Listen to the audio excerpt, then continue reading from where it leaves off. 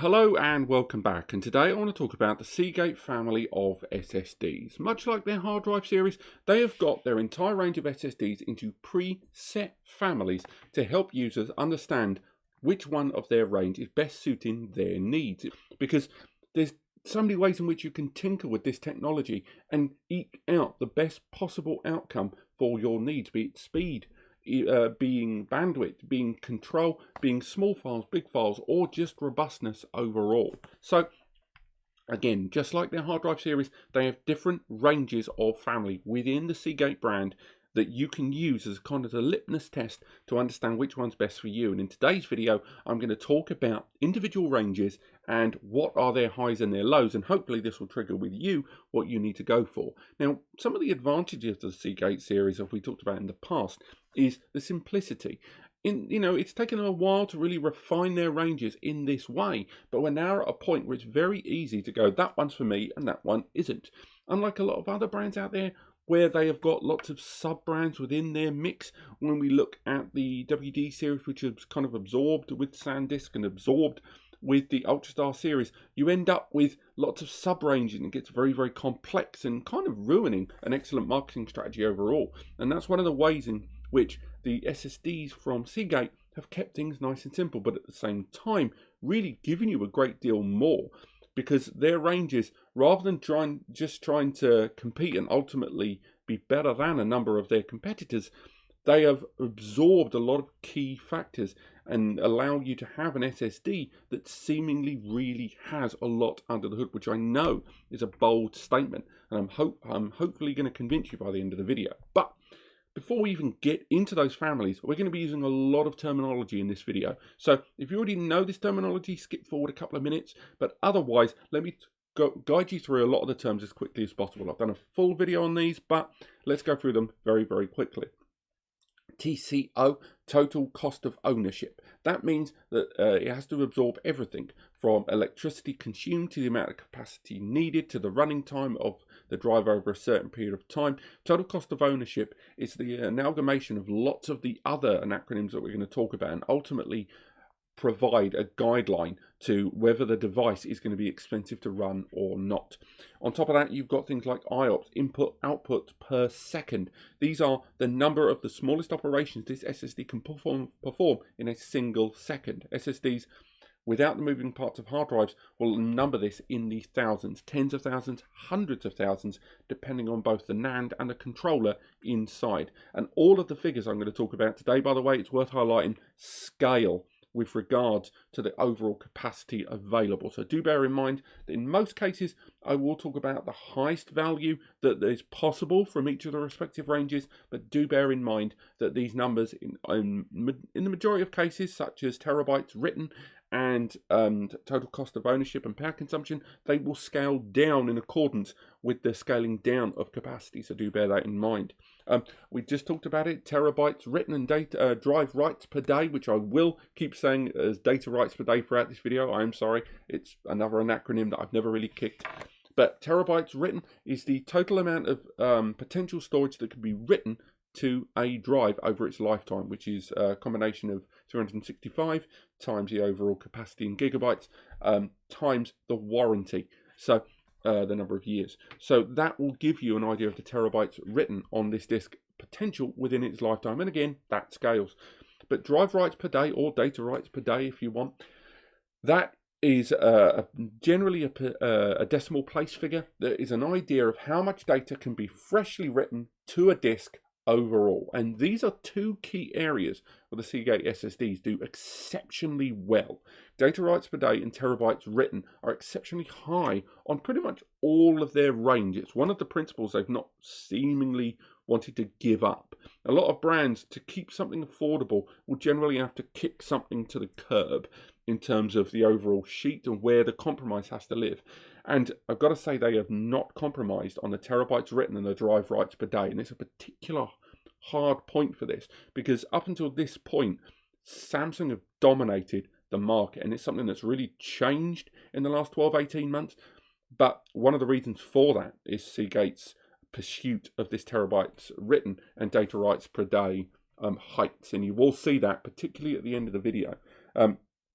Now, There's other measurements that people utilize, MTBF, mean time between failure, which is the number of hours generally measured in hundreds of thousands or millions of hours of between powering on and the first issue that stops it working. That measurement there is known as the mean time between failure, and that's an incredibly basic way to put it.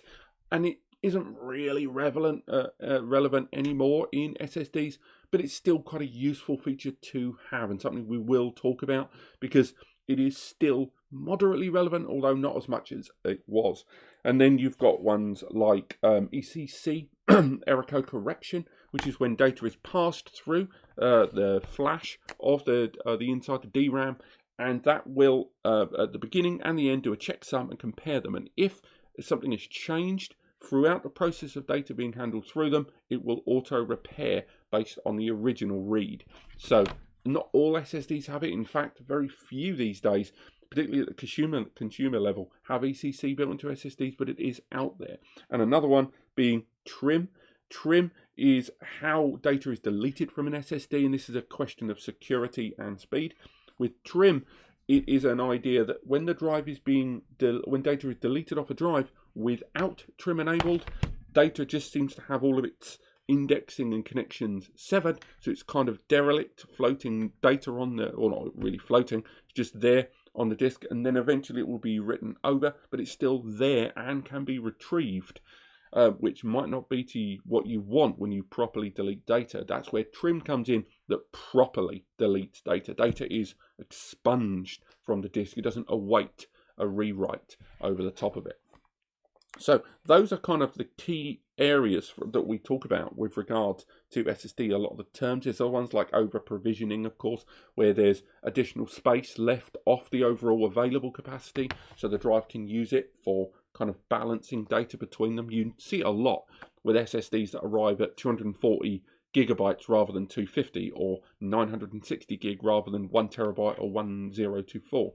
That over-provisioning is an area of data that lives outside the generally available capacity and is used for data to be moved around on and to consolidate data a lot easier when moving data around the flash modules.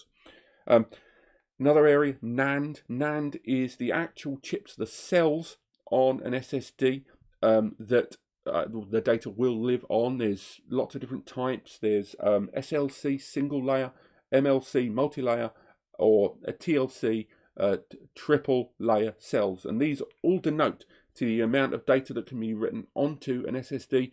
And the further you go down there, the more you can put onto. There's even quadruple as well, QLC, and 3D NAND, which I'll talk about in a second.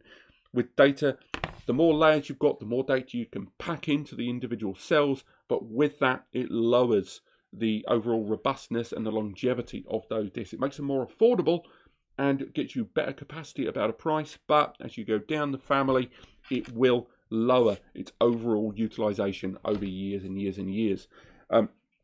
And 3D NAND are generally available as TLC or MLC NAND.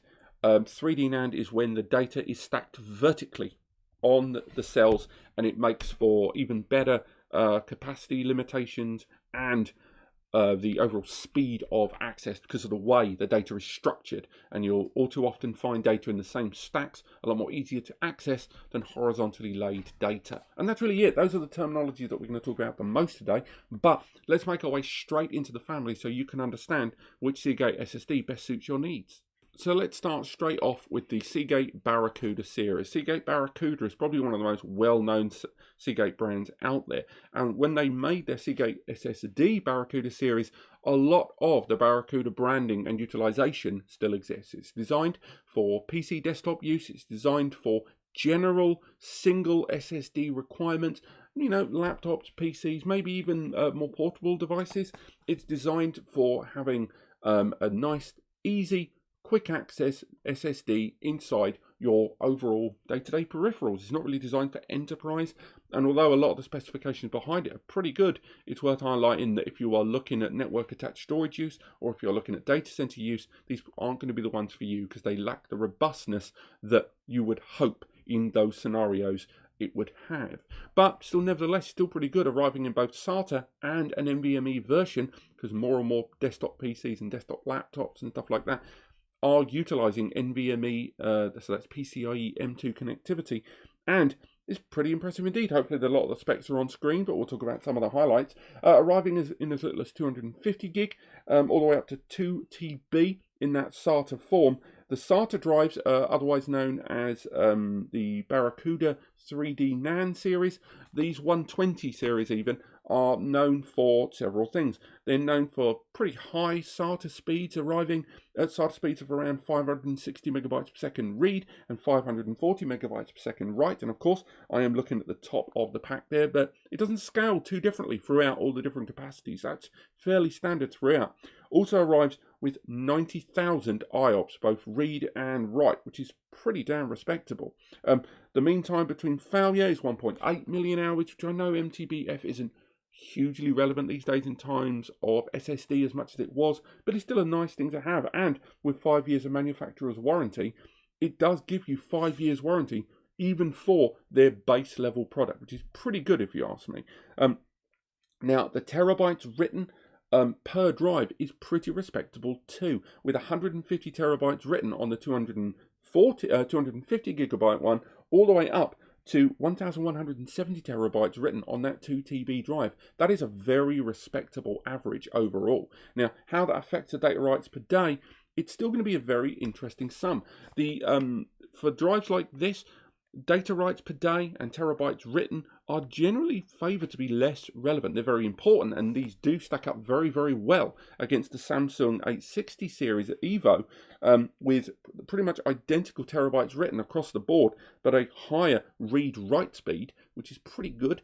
But terabytes written and data writes per day for you home users is probably less relevant, simply because you don't do a lot of widespread deletion. When you do delete, it's in microforms. The average file here, your movie there, you are talking smaller gigabytes, not terabytes. It's when you get to the top tiers that terabytes written and drive writes per day becomes ever more relevant. Now, if we make our way down, we can make our way into those NVMe drives. Now, the NVMe drives, these ones arrive in the Barracuda 510 series. Now, the NVMe's still using 3D NAND TLC, so triple layer, which is pretty good. These arrive with a very respectable read-write, arriving as little as 250 gig all the way up to 1 terabyte currently.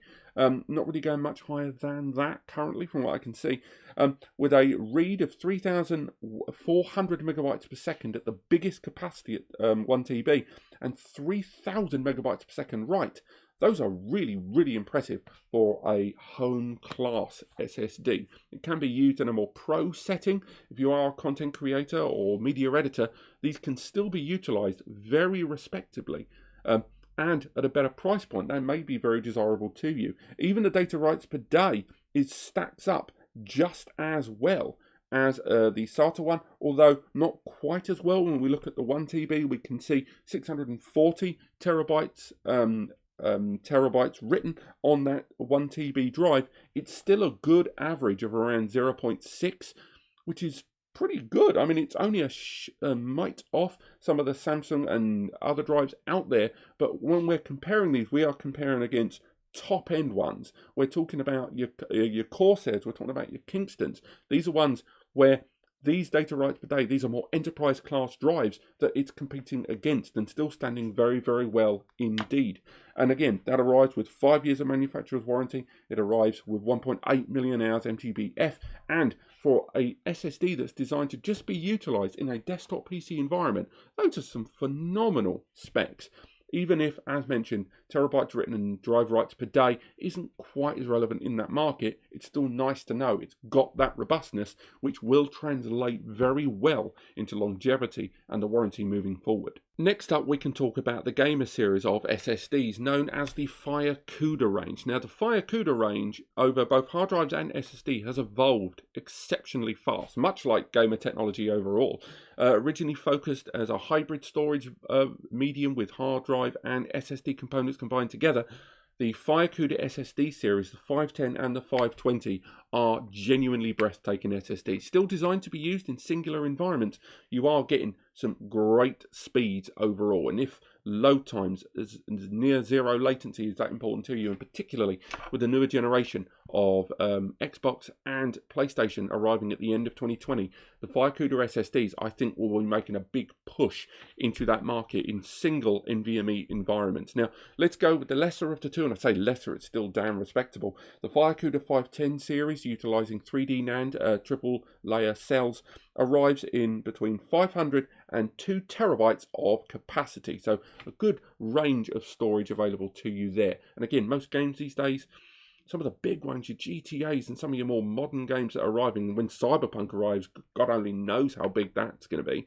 These drives are going to use a huge amount of storage capacity, whether it's going to be with Steam libraries or direct download. So it's worth highlighting that as good as these drives are, this is where data writes per day and terabytes written will start to become relevant, because this is where you're going to be frequently removing and replacing data overall. Now, this series of drives, there's lots of add-ons and extras that arrive throughout all of these drive series, things like DuraWrite and bits and bobs, so we'll try to factor those onto the screen.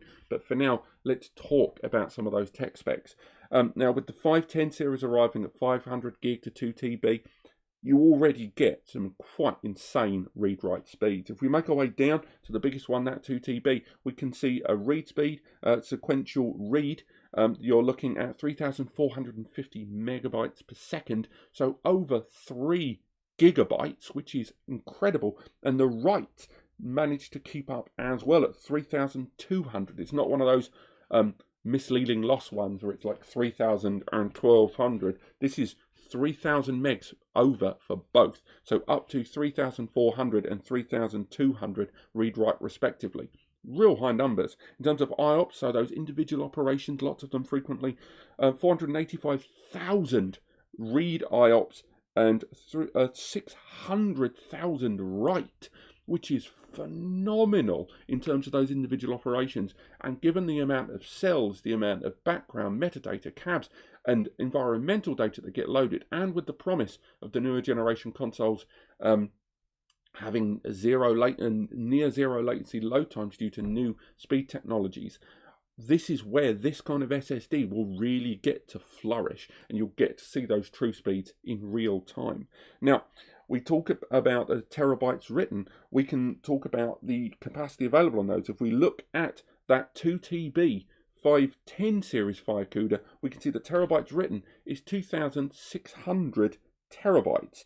So that's over the course of its lifetime. That is an incredibly respectable terabytes written, which will translate to a high spec of data writes per day. We are getting closer to the 1.0 data drive writes per day on drives like this. And of course that does scale across the capacities, but with its 1.8 million MTBF and 5 years manufacturer's warranty, it does give you a huge amount of longevity and coverage, as well as that raw speed calculated from those data drive writes per day and terabytes written. Now, if we move over, we can go to the even better 520 FireCuda series. So in terms of gamers, there's even the standard class and the pro class, with the 520 giving you phenomenal throughput, and a lot of that is thanks to an improved PCIe connectivity. Now, how these compare, this is when you've got to start making comparisons against other NVMe. We're talking your Samsung 970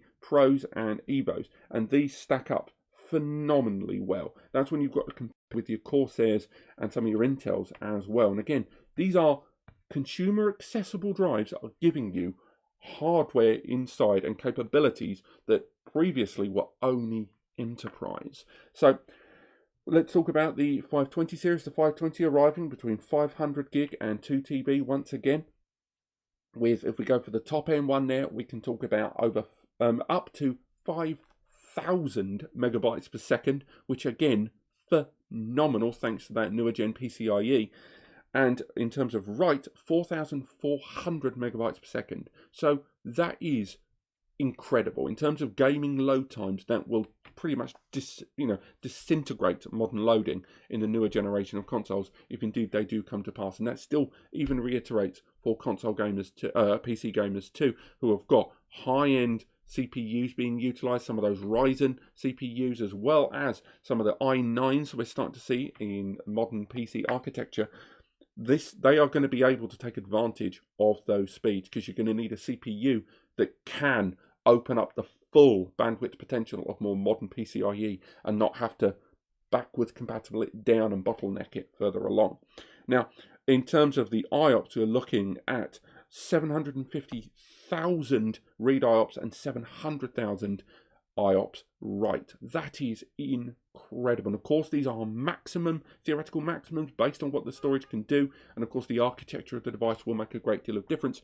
But for a gamer to have that kind of numbers of small input output operations per second happening for your gaming, and particularly online gamers, that is going to be unquestionably dominating.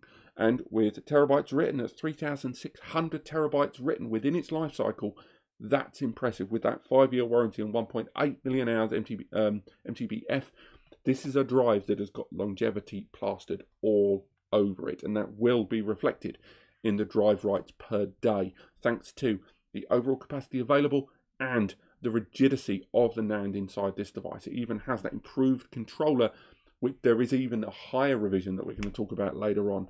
But for gamers, there's a huge disparity, as you can see, between the Barracuda and these FireCuda SSDs. Next, we can move on to the subject of network attached storage. There's no denying that this channel has covered NAS for a great deal of time, and the evolution of SSDs in the world of NAS cannot be overstated. Much like hard drive technology, this has been a case of the technology being refined to a point where the right tool for the right job is paramount. And the Seagate range of IronWolf SSDs is certainly something to behold. It arrived in 2 versions now.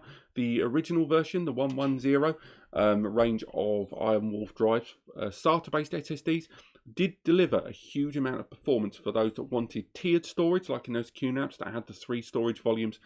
Or if you wanted just general smart tiering, they were very much for you, with intelligent caching all the way. But with modern NASs arriving with NVMe slots inside for caching and indeed live storage in some cases, then they released the Seagate Ironwolf 510 series. That is the IronWolf NVMe for NAS. Now, let's focus on the 110 Ironwolf, the SATA-based ones, because just like their forebears, these have got some very respectable specifications backing them up. And when I did my comparison between Seagate Ironwolf SSDs and the Samsungs and the WDs, one thing became very, very apparent early on, that the NAND inside and indeed the controller being featured was enterprise grade. It's why the Seagate Ironwolf price point does seem a little higher than WDs right now, when in every other regard Seagate always seems to be a better priced drive than WD. In the case of the Ironwolves, you do see the price being a lot more level, and a lot of that is to do with the quality of the components inside. Now, the 110 arrives with triple layered cells, and that's 3D NAND, once again, vertically stacked, with a 240 gig all the way up to shy of 4TB, 3.8 terabytes. And a lot of that is to do with over provisioning, something we talked about the earlier stages of this video, which these feature. Along with that, they've got Dura-Write built into them as well, and the data recovery services for 2 years included too. So there's more to this device than just simply being an SSD with its tinkered specs. They've actually chucked a bit more in. That 5-year warranty, Seagate Ironwolf Health Management, so you can go in and get a lot more reliable information about the drive's health than simple smart testing will provide, and data recovery services, forensic level data recovery included as well. But let's talk about those specs. If we go for the highest one, that 3.8, we can talk about first the read and write speeds. Now, these are SATA, but you are still getting a respectable 560 megabytes per second read and 535 megabytes per second write. And remember, it is up to those figures. You are going to have the perfect scenario. You're going to have a perfect setup to have those. But in terms of caching, you even can get away with a mid-grade CPU, even a Pentium. Even some of the early Celerons, the 4th generation ones, are giving us those speeds in caching from these SSDs. Now, in terms of IOPS, it is still a SATA drive, so we're not going to see those insane ones that we saw with the FireCuda just now. we are looking at 85,000 IOPS read and 60,000 IOPS write. So again, very respectable, and for caching, very reliable, and definitely within the realms of SATA, but it is going to be dwarfed when we start talking about the NVMEs. And with that, the total terabytes written on that 3.8 terabyte drive is 7,000 terabytes, and again, that is based on that warranty period and the number of days versus the amount of storage. But that also does lead to a very respectable drive writes per day, which we will talk about in a little bit in terms of the NVMe.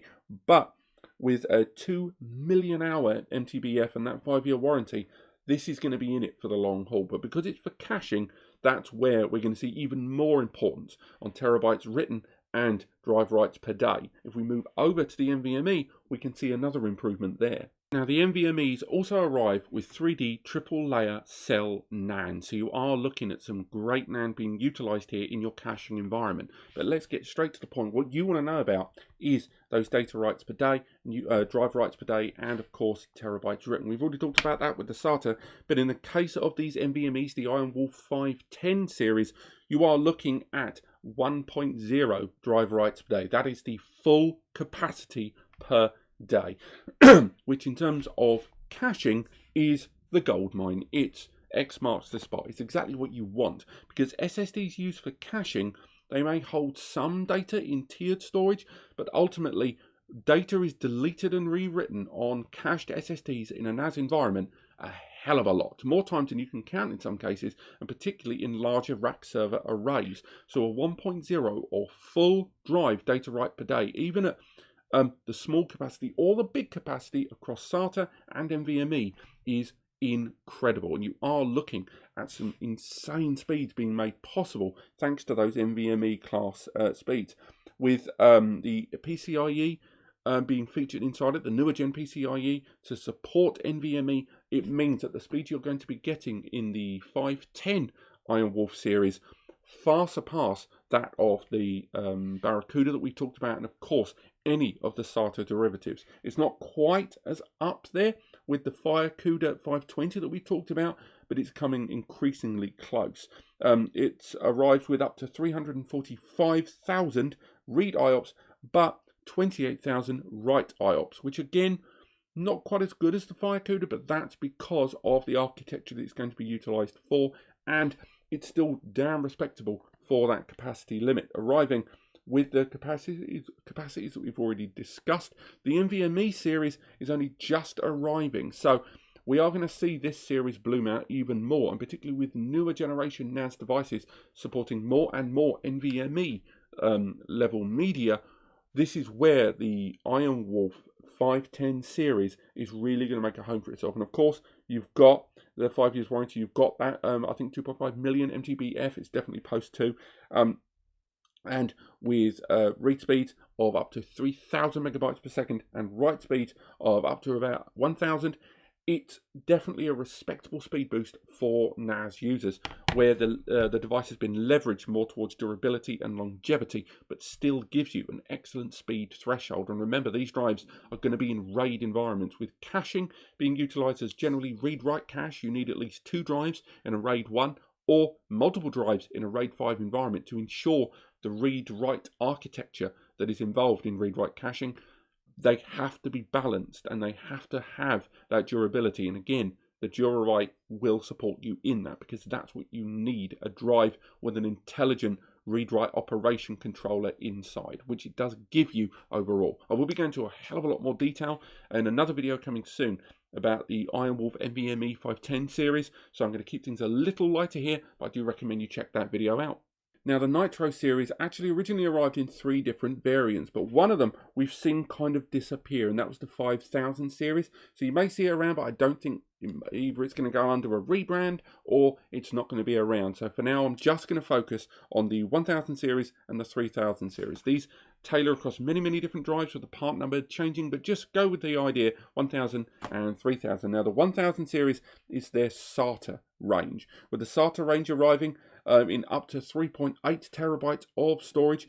It utilizes 3D TLC NAND again, so triple layer cells, which is always handy, and it's a 2.5-inch form factor. I don't think there's any M2 present here. Now, the read, as you would expect from a SATA, does hit that limitation, but they do report 564 megabytes in terms of read, which is always good, and 94,000 read IOPS with just 23,000 write IOPS, which is still pretty good for a SATA drive. Let's not dismiss it straight away. And of course, the drive writes per day is where it really lives, because that is where your enterprise class is going to stand out.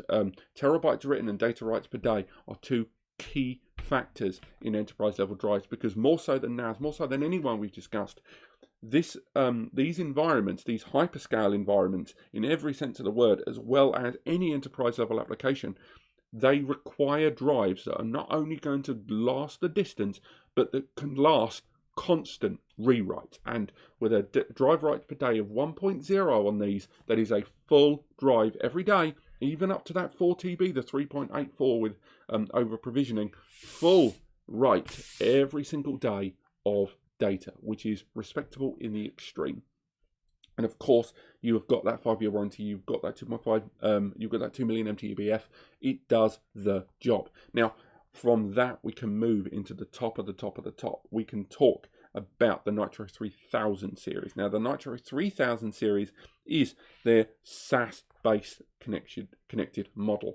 Now, this is one both in SAS and dual SAS. This is the first time we've properly talked about SAS, promising up to 2.2 gigabytes per second, so 2,200 megabytes per second, up to that figure for read. It is a very, very fast drive, and because of the dual SAS architecture, it has the theoretical potential of 24 gigabits per second. So again, standard SAS is 12 gigabits per second, but thanks to that dual lane SAS, you have the potential to go even bigger.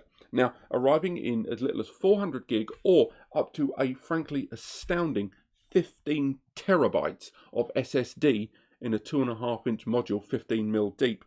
These are big drives, arriving with two different variants of NAND are available. You can either go with the lower tier ones that arrive with 3D eMLC, so enterprise grade multi-layered cells, or the larger drives arrive with 3D eTLC, so enterprise grade triple layer cells, which that is how it allows those larger capacities, like 15 TB, to be available on this SAS 2.5-inch drive. Now, once again, data writes per day at minimum drive writes per day even is 1.0, so one full drive, but goes all the way up to, throughout the range, 3 data writes per day. So you can empty the drive 3 times. Now, of course, this scales across the capacities, and it does make a great deal of difference where, of course, you go for, where you buy in the capacity limit about your data writes per day, and of course, terabytes written.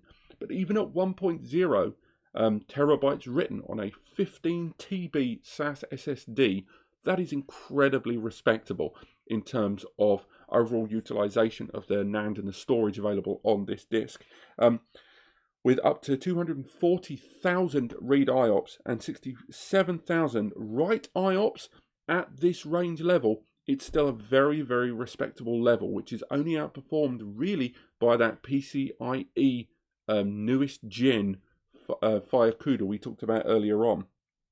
But with the other range advantages, such as self-encrypted drives available, so these are drives with the encryption built into them that a lot of NAS devices now are starting to allow you to access on a mounted level, as well as support of FIPS, that military and government grade encryption available across multiple drives. This is something that enterprise level users will flock towards, and maybe you're one of them watching this video. But with a 5-year warranty and a very respectable MTBF, these high-grade Nytro series drives are the lesser known of all the range, probably the coolest logo of the range, I'd say, but still the ones that you enterprise level users should be looking at the most. But I do think we are going to see some juggling around of a newer gen arriving to the Seagate series, and whether it will land within the Nytro series, we shall see.